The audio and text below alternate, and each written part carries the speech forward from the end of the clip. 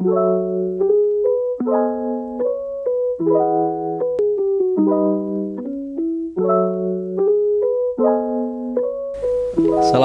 warahmatullahi wabarakatuh, sahabat podcastku dimanapun Anda berada.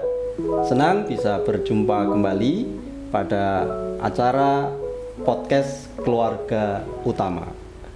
Lahirkan amal soleh di setiap peristiwa. Nah, sahabat podcastku dimanapun Anda berada, kali ini kita telah kehadiran seorang tamu luar biasa, masih muda, ganteng, ya. Tapi dari kampung, dari Dieng ya, dari Wonosobo ya. Tapi yang luar biasa lagi adalah meskipun masih muda, beliau ini sudah punya jabatan yang keren. Nah, ini harus menginspirasi para sahabat podcastku, ya. Pak Eko Sunarno Eko Supranoto. Sunarno Eko Supranoto. Wah, kebalik nih. Susah ya. Sunarno Eko Supranoto dari Wonosobo. Nah, beliau adalah Direktur BMT Al-Huda Wonosobo. Selamat datang Pak Eko. Assalamualaikum. Waalaikumsalam warahmatullahi wabarakatuh. Baik, kita mau ngobrol-ngobrol nih Pak Eko tentang Pak Eko dan tentu saja tentang BMT Al-Huda. Ya.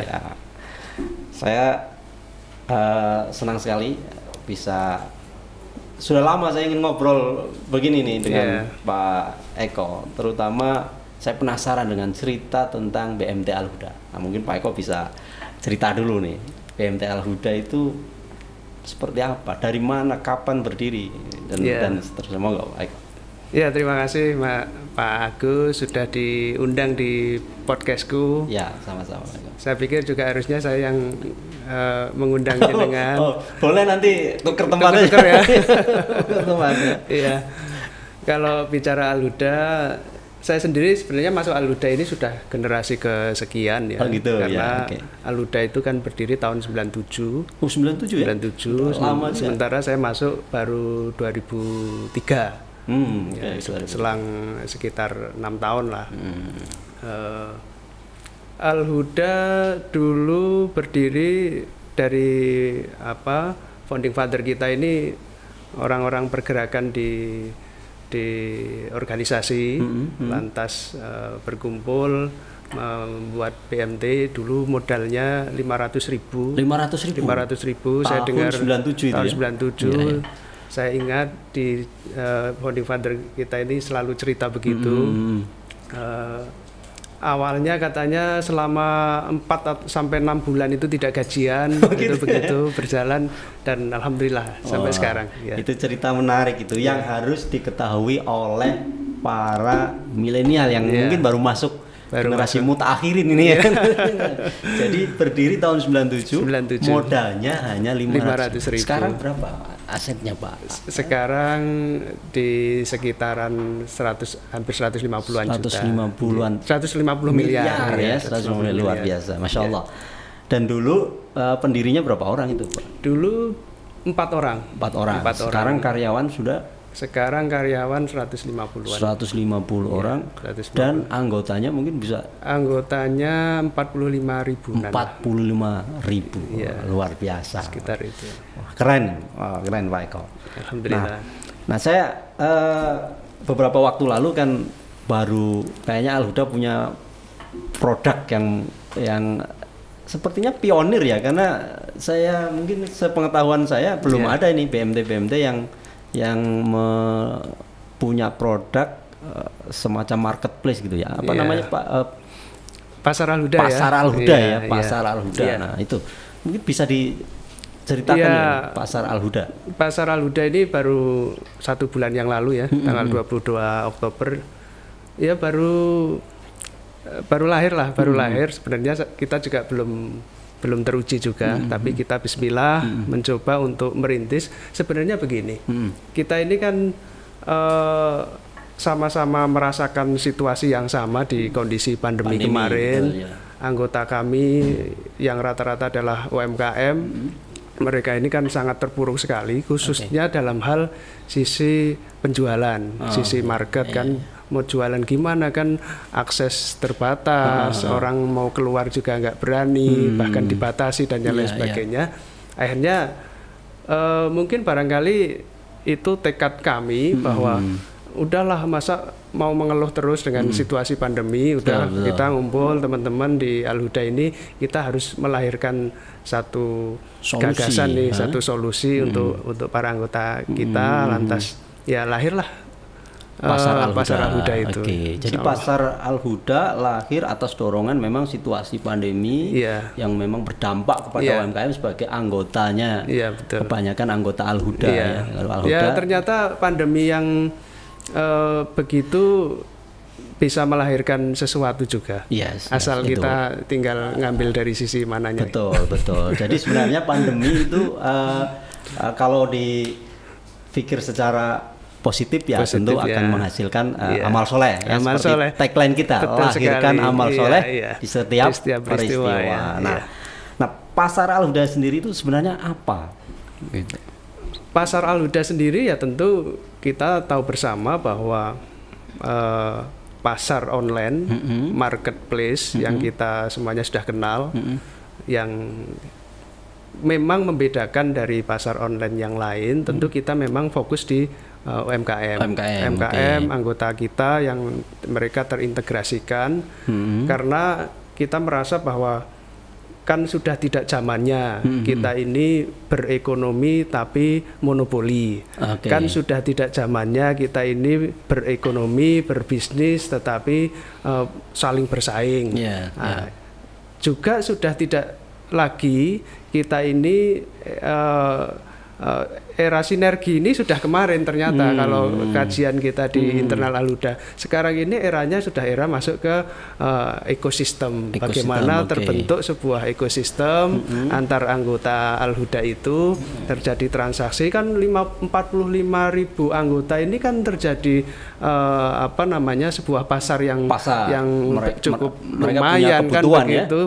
Kebutuhan yang produksi sayuran pasti juga membutuhkan sandang, yang sandang juga membutuhkan yang lainnya, kira-kira seperti itu. Itu terjadi proses ekonomi lah. Inilah yang nanti kita satukan dalam sebuah konsep marketplace, yaitu dengan Pasar Al-Huda itu. Pasar Al-Huda, Dan kita merasa kita koneksikan itu, kita beruntung juga kita punya Roasia dengan adanya Pai BMT itu, sehingga Pai BMT ini menjadi alat pembayarannya. Oh gitu ya? Iya betul. Jadi pertama tadi Pasar Al-Huda mencoba merangkai seluruh potensi anggota untuk saling bertransaksi dalam satu ekosistem, dan alat pembayarannya menggunakan Pai BMT.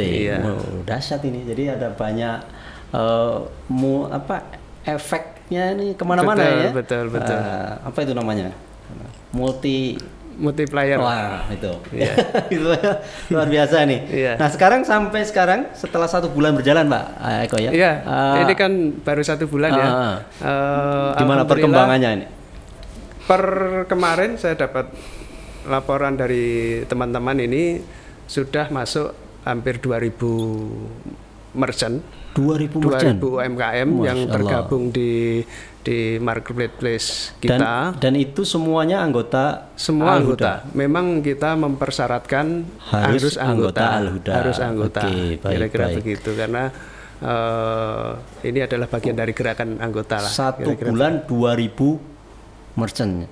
Iya. Targetnya berapa? Ya tentu targetnya semua anggota kami bisa ikut bertransaksi ya. Karena memang ini kita targetkan tahun 2022 besok ini, 1 tahun ke depan ini seluruh anggota memang terintegrasi dalam sistem digital.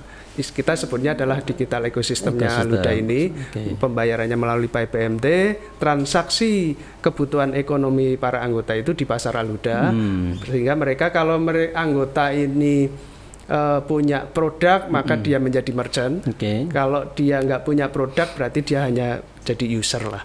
Tetapi mereka terlibat di dalam transaksi di Alhuda itu. Kira-kira begitu. Selain syarat harus anggota BMD Alhuda, mungkin ada nggak Pak Eko yang syarat lainnya ya yang dipersyaratkan untuk yang ingin bergabung di pasar Alhuda ini? Saya kira nggak ada. Nggak ada ya. Memang dipermudah lah ya. Pokoknya hanya anggota BMD Alhuda. Masuk aja gitu ya. Bahkan kita ini kan justru banyak melakukan edukasi terhadap para anggota-anggota kami. Kan kita tahu bahwa anggota BMD ini kan rata-rata mereka dalam tanda petik kan nggak mudeng, nggak paham tentang bagaimana bisnis di online. Mereka diajari bagaimana berbisnis di online, bagaimana dia harus packing, bagaimana dia harus pengiriman, bagaimana dia harus membalas chatting dan sebagainya. Itu kita memang memberikan edukasi. Luar biasa ya. Jadi manfaat yang didapat oleh para anggota yang masuk dalam pasar Alhuda ini bukan hanya omsetnya bisa jadi naik, tapi dia akan mendapatkan banyak sekali upgrade ya, skill, pengetahuan dan sebagainya. Kita punya semangat UMKM ini naik kelas lah, naik kelas. Karena begini, kita kan di BMT juga ada misi-misi pemberdayaan itu misi pemberdayaan. Kita memang merasa bahwa pemberdayaan ini tidak mesti harus dari duafa kepada agnia, tetapi bisa saja yang agnia rentan, UMKM ini kan rentan sekali. Begitu kesenggol pandemi, kesenggol ekonomi bebas dan sebagainya, ini kan agak rentan. Itu harus kita perkuat, perkuat melalui gerakan-gerakan yang keren nih, keren. Seperti ini. Sangat visioner ya, sangat visioner. Oh enggak lah, saya kan belajar dari. Sangat visioner ini. Selain menyentuh aspek tadi ya ekonominya. Ada nggak mungkin Pak Eko mencoba untuk menyentuh aspek lainnya dari para peserta atau anggota di pasar Alhuda ini? Ada ya? Saya kira begini, bahwa kita memang kajian kami di Litbang Internal Alhuda itu bahwa ke depan itu masa depan sistem interaksi manusia itu kan berbasis otonom. Jadi bahwa ada mobil otonom yang kita sudah tahu mulai muncul. Nanti muncul lagi ada rumah otonom. Nanti sampai kepada BMT pun harus suatu saat nanti harus otonom. Otonom ini maksudnya segala sesuatunya berbasis digital, segala sesuatunya berbasis terintegrasi dalam sebuah akun, kira-kira seperti itu. Nah, maka apapun yang menjadi kebutuhan manusia, saya kira akan harus terintegrasi. Baik itu dalam sisi kebutuhan rohani, kebutuhan ekonomi, kebutuhan sosial, segala sesuatunya nanti akan terintegrasi. Jadi apa yang kita coba rintis ini adalah baru berapa persen lah, nanti kita tahapannya akan kita develop terus. Gitu ya? Mohon supportnya, kira-kira begitu. Ini yang membedakan ya, kalau satu institusi dipimpin milenial. Kalau wajahnya milenial, wajahnya milenial. Kalau umur saya nggak tahu nih. Umurnya kolonial. Wajah milenial. Jadi kalau yang memimpin anak muda itu inovasinya kadang-kadang bukan kadang-kadang, memang begitu ya, out of the box gitu ya. Jadi dahsyat ya. Berpikirnya sudah kompleks gitu. Nah, saya tertarik dengan mencoba mengaitkan seluruh aspek dari kehidupan di dalam satu sistem yang itu nanti akan dimainkan oleh Alhuda. Nah, ke depan tadi sudah sampaikan rencana-rencananya di Alhuda sendiri, Pak Eko, bagaimana perhatian kepada masyarakat duafa atau anggota-anggota yang memang lemah secara ekonomi. kebetulan saya ini pernah diberikan amanah oleh pengurus waktu itu di Baitul Mal juga ya kan. Gitu. Kita pernah sama-sama waktu itu ya 2008 sampai 2014 lah saya eksis atau fokus di Baitul Mal juga. Maka memang lantas kalau sekarang ini kita bangun dengan inherent dengan penyatuan antara Baitul Mal dan Baitul Tamil ini, kita mencoba bahwa gerakan-gerakan yang kita terapkan di Al-Huda ini pun juga tidak bisa lepas dari dua aspek itu, aspek sosial maupun aspek ekonomi. Dan saya harus minta maaf bahwa 6 tahun di Baitul Mal itu saya memang pada titik kesimpulan saya pribadi, yang titik kesimpulan ini tidak boleh ditiru juga tidak masalah, karena ini pikiran saya sendiri bahwa mengentaskan duafa itu harus melalui pendekatan profesional, melalui pendekatan profesional, bahkan pendekatan bisnis, kira-kira begitu. Karena kita mencoba melalui berbagai pendekatan, rasanya memang paling tepat yaitu pendekatan profesional. Kalau mindsetnya pendekatannya adalah sosial, biasanya ya selama ini kita belum pernah berhasil. Tetapi kalau ada yang berhasil, saya ingin juga belajar, kira-kira begitu. Tapi selama ini belum berhasil, sehingga kita pendekatan kami ya berbasis profesional. Sehingga teman-teman ini pun program-program yang kita terapkan di Al-Huda, di teman-teman cabang pun juga berbasis pendekatan yang profesional. Misalnya adalah contoh, kita pernah belajar di Fastabik, kita mendirikan Al-Huda Bersih. Itu yang kita rekrut ya duafa, kita pekerjakan dan sebagainya. Ini profesional. Dan kira-kira dikelola secara profesional. Kita kelola secara profesional. Kira-kira artinya begitu. Memang meskipun tujuannya adalah tujuan sosial, tapi cara mengelolanya harus profesional gitu ya, sehingga mereka mendapatkan output naik kelas. Betul. Duafa ini naik kelas. Ikhtiar kita gitu. Seperti itu sih. Baik. Pak Eko tadi menyampaikan saat ini pasar Al-Huda hanya untuk anggota Al-Huda, gitu ya. Nah, anggota ini yang saya perjelas bahwa yang syarat anggota ini adalah merchant yang jualan, penjualnya. Artinya yang selain penjual, tetapi user atau pembeli ini siapa saja tentu. Bisa. Baik. Nah, saya akan masuk ke sana, Pak Eko. 45.000 itu kan anggotanya Al-Huda. Itu saja sudah potensi yang dahsyat. Kalau ini pikiran saya kemana-mana karena ketemu Pak Eko yang dahsyat. Kalau misalnya nih ya, ada BMT Al-Huda punya 45.000 anggota. Ada BMT mungkin kalau di Wonosobo Tamsis yang lebih besar lagi kalau nggak salah anggotanya. Ada kemudian Melati. Gitu. Nah, mereka nggak usah bikin platform sendiri nih, gabung aja ke platformnya Al-Huda. Betul. Itu ke depan kira-kira mungkin nggak itu? Tentu sangat mungkin ya.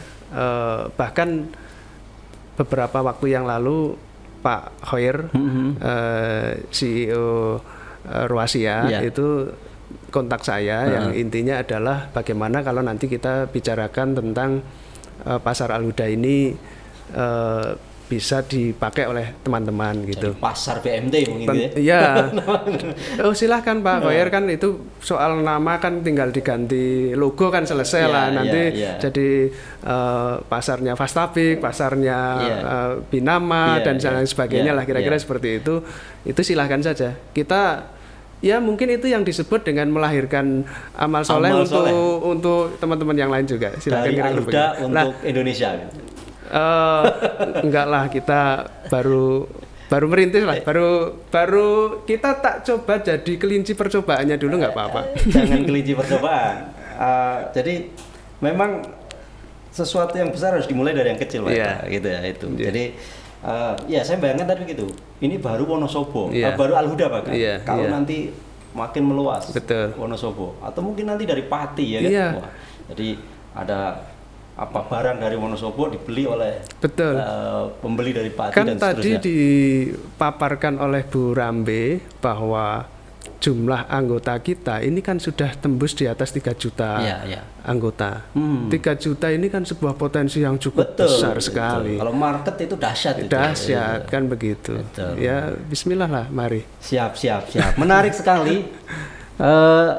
Sepertinya perlu dibikin seri 2 ini dengan Pak Eko ya. Khusus dengan Pak Eko nanti perlu dibuatkan podcastku seri 2 dengan Pak Eko, karena kalau durasinya terlalu lama juga bosan lah. Makanya biar gak bosan jeda dulu gitu. Baik Pak Eko, terima kasih. Sama-sama. Inspiratif, luar biasa ide-idenya. Dan saya menunggu bagaimana agar pasar Al-Huda bisa mengkoneksikan bukan hanya anggota Al-Huda, tapi bisa jadi anggota BMT di seluruh Indonesia. Insya Allah. Barakallah, selamat. Terima kasih dan mohon maaf. Sahabat podcastku dimanapun Anda berada, itu tadi cerita dahsyat dari Wonosobo, dari Pak Eko, Direktur BMT Al-Huda Wonosobo. Semoga menginspirasi kita semuanya. Saya Agus Jamaluddin menyampaikan terima kasih dan mohon maaf. Podcastku, lahirkan amal soleh di setiap peristiwa. Assalamualaikum warahmatullahi wabarakatuh.